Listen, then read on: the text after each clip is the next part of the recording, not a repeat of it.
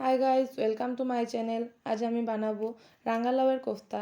তার জন্য আমার লাগবে রাঙালাউটাকে আমি ভালো মতো কুড়িয়ে নিচ্ছি আর নুন মাখিয়ে কিছু সময়ের জন্য রেখে দিচ্ছি। তারপর এটাকে জল ছাড়িয়ে আরেকটা পাত্রে নিয়ে নিচ্ছি। এটার মধ্যে দিয়ে দেবো বেসন, হলুদ গুঁড়ো, লাল লঙ্কার গুঁড়ো, নুন, কালো জিরে, সাদা জিরে আর চেরা কাঁচা লঙ্কা দিয়ে এগুলোকে ভালো মতো ম্যারিনেট করে নেব। তারপর এটাকে আমি আরেকটা পাত্রে কোফতার আকারে তৈরি করে রেখে দেব। আর এদিকে কড়াইতে তেল দিয়ে তেল গরম হয়ে গেলে কোফতাগুলোকে আমি লাল লাল করে ভেজে নেব।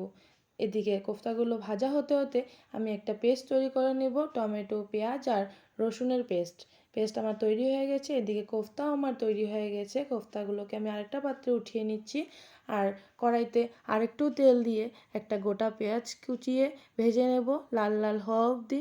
তারপর ওটাতে পেস্ট করে রাখা মশলাটি দিয়ে দেবো আর দিয়ে দেবো কিছু গুঁড়ো মশলা, হলুদ গুঁড়ো, লাল লঙ্কার গুঁড়ো, কাশ্মীরি লঙ্কার গুঁড়ো, ধনে গুঁড়ো, জিরে গুঁড়ো দিয়ে নেড়ে চড়ে তারপর দিয়ে দেবো একটু নুন। স্বাদ অনুসারে নুন দিয়ে আমি এটাকে আরেকটু নেড়ে চড়ে নেব তেল সেপারেট হওয়া অবধি। তারপর দিয়ে দেবো আমি 3-4 চামচ পরিমাণ মতো টক দই দিয়ে আরেকটু নেড়ে চড়ে নেব।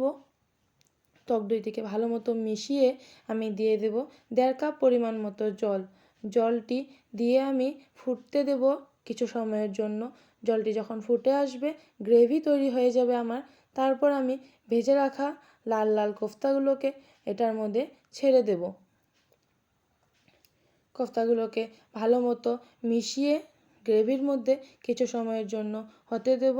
আমার কোফতা 5-6 মিনিট পরে রেডি হয়ে গেছে। এটাকে গরম ভাতের সাথে অথবা রুটির সাথে খেয়ে দেখুন, অনেক ভালো লাগবে। ভিডিওটি ভালো লাগে থাকলে please like, share and subscribe করে দেবেন।